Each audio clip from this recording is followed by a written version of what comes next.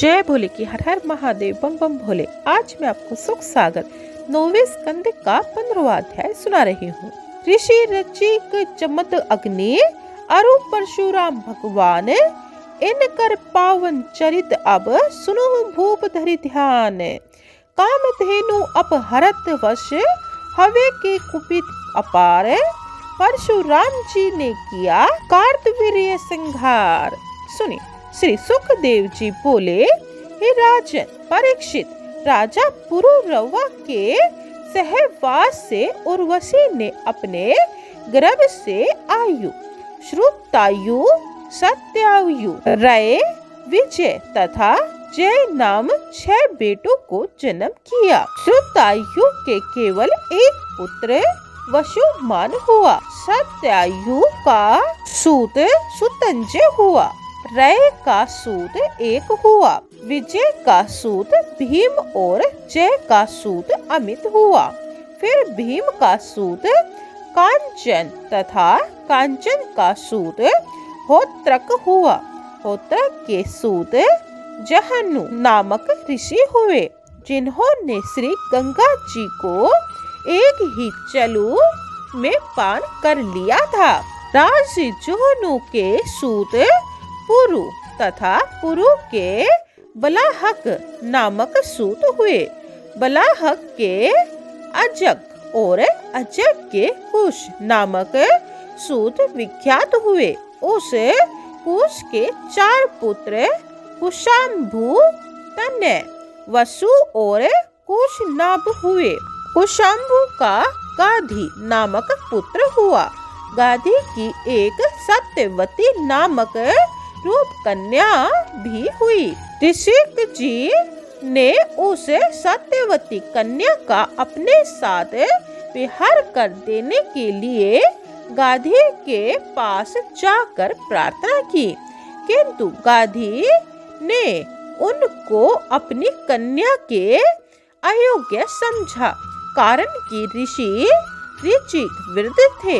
हे राजन, गाधी महाराज ऋचिक से कहने लगे, हे मुनि, मैं अपनी सत्यवती कन्या को आपके लिए अवश्य ही दूंगा, किंतु चंद्रमा के सदृश श्वेत वर्ण वाले तथा जिसका एक कान श्याम यानी काला हो, ऐसे सहस्र यानी 1000 आशु आप हमको प्रथम लाकर दीजिए, वही इस कन्या का शुल्क है। ऐसा सुनकर शीघ्र ही ऋषिराज ऋचिक वरुण लोक में वरुण देव जी के से निकट पहुँचे और उनसे 1000 अश्वों की याचना की। वरुण ने उनको प्रसन्न होकर वैसे ही अश्व दे दिए, जिनको पाकर ऋषि ऋचिक ने सत्यवती का शुल्क अपने पिता गधी को देकर उनकी कन्या का विवाह अपने साथ कर लिया। कुछ समय के अनंतर पत्नी एवं सासू ने ऋचिक से कहा कि आप अपने वंश की वृद्धि क्यों नहीं करते, अब आप पुत्र प्राप्त कीजिए। तदंतर ऋषि ऋचिक अपनी स्त्री के लिए ब्रह्म मंत्र द्वारा एवं सासू के निमित्त क्षत्रिय मंत्र द्वारा चरु नामक खीर पकाने लगे। खीर के पका लेने के अनंतर मुनि को स्नान करने नदी पर चले गए। उनके पीछे सासू ने अपने मन में यह विचारा कि मेरी इस खीर से कन्या की खीर संभव है, श्रेष्ठ हो, अतः उसने कन्या से उसकी खीर मांग ली और उसके देने में सत्यवती को कोई शोभ नहीं हुआ। सत्यवती की माता अति प्रसन्न हुए।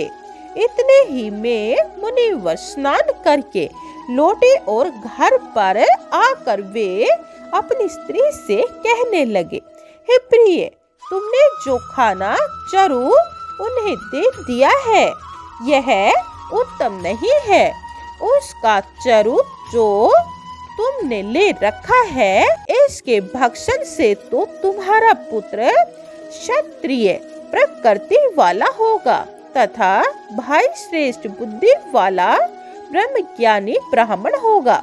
अपने पति देव से इस प्रकार सुनकर सत्यवती भय से कांप उठी और पति देव से बोली, हे महाराज, अब आप इसका शीघ्र उपाय कीजिए तथा मेरे इस कष्ट निवारण करने का उपाय बताइए। ऋचिक बोले, हे प्रिय, खैर तुम्हारा पुत्र तो ऐसा न होगा, परंतु तुम्हारा पुत्र तो ऐसा अवश्य ही होगा, इसमें संदेह नहीं।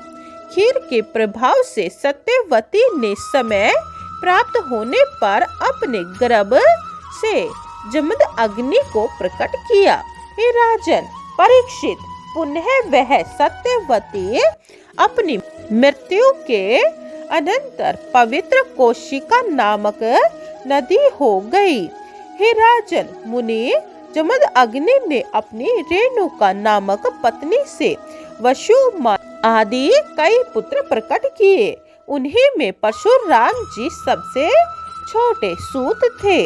उन्होंने समय प्राप्त होने पर है वंश का सर्वनाश कर अपना यश बढ़ाया। वे हरि के अंशावतार कहलाते जाते हैं। इसी प्रकार परशुराम जी ने 21 बार पृथ्वी क्षत्रियों से विहीन की। राजा परीक्षित पूछने लगे, हे मुने, परशुराम जी की क्षत्रियों से इतनी शत्रुता क्यों थी जो उन्होंने पृथ्वी को 21 बार क्षत्रिय विहीन किया?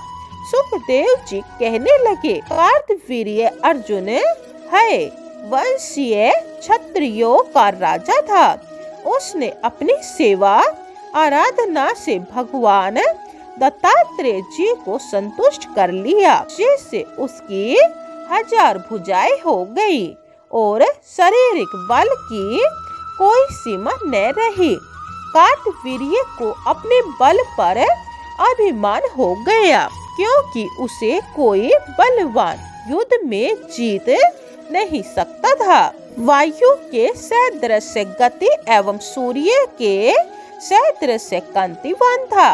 एक समय वह सशस्त्र बाहु अर्जुन नर्मदा नदी में स्त्रियों के साथ जल क्रीड़ा करने लगा और क्रीड़ा करते करते उसने अपनी 1000 भुजाओं से नर्मदा नदी की धारा रोक ली। राक्षसपति रावण उसी समय दिग्विजय करने के लिए निकला और देववश से उसी नर्मदा नदी के तट पर रुक गया और पूजा सामग्री द्वारा वही शिव आराधना करने लगा। नदी की प्रवाह तो रुक ही गया था, अतः नर्मदा का जल पीछे को लौटाकर बढ़ता हुआ आया और शीघ्र ही उन्हें रखी हुई शिवजी की पूजा की सामग्रियों को बहाकर ले गया। तब रावण को क्रोध आया और उसने जाकर सशस्त्र बाहु अर्जुन पर प्रहार का वार कर दिया। बलवान अर्जुन ने समस्त रणमियों के समक्ष ही उस रावण को बकरे की भांति पकड़ लिया और बहुत दिनों तक उसे कैद कर रखा।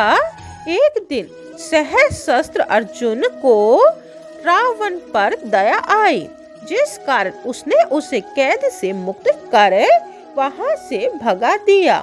एक दिन शिकार खेलने की इच्छा वाला वह कार्तवीर्य अर्जुन वन में परशुराम जी के पिता जमद अग्नि के आश्रम पर पहुंचा। जमद अग्नि ने कामधेनु द्वारा कार्तवीर्य अर्जुन का भली प्रकार से अतिथि सत्कार किया। पुनः उन कार्तवीर्य अर्जुन ने ऋषि राज से उसे कामधेनु की याचना की। तब जमद अग्नि ने उसे कामधेनु न दी, जिससे क्रोध होकर वह उस कामधेनु को जबरन अपने आप खोल कर ले गया। अब जमद अग्नि का दैनिक हवन कार्य रुकने लगा, क्योंकि कामधेनु बिना कैसे हवन कार्य चल सकता था। पुनः उसके पुत्र परशुराम जी आश्रम पर आए। अपने पिता जमद अग्नि से उस कामधेनु का वृत्तांत सुनकर उन्हें क्रोध आ गया। अत्याचारी के संहार करने के लिए परशुराम जी ने आश्रम से चलते समय अभेद कवच पहने और वे शीघ्र ही सहस्त्र बाहु कार्तवीर्य अर्जुन के पास आ पहुँचे और उन्होंने युद्ध शस्त्र लेकर कार्तवीर्य की प्रचंड सेना पर प्रहार कर दिया। परशुराम जी ने पहुंचते ही कुछ देर में उस सेना का विनाश कर दिया और फिर वे अकेले उस सहस्त्रार्जुन को पकड़कर अपने तीव्र ठुकार से उसकी भुजाओं का छेदन करने लगा। पुनः परशुराम जी उसके पर्वतीय शिखर के समान मुंड को भी काटने लगे। अंत में परशुराम जी ने उस दैत्य का विनाश कर दिया। हे राजन, सहस्त्र बाहु अर्जुन के मरते ही उसके जो 10,000 बेटे थे वे भय से वन को भाग गए। पुनः परशुराम जी कामधेनु को अपने पिता के आश्रम पर ले आए। जमद अग्नि अपने बेटे परशुराम पर कामधेनु के ले आने से तो प्रसन्न हुए, किंतु सहस्त्र बाहु के वध करने की सुनकर चित्त में उदास हुए। बोले, हे बेटा, ब्राह्मणों का स्वभाव क्षमा करने का हुआ करता है।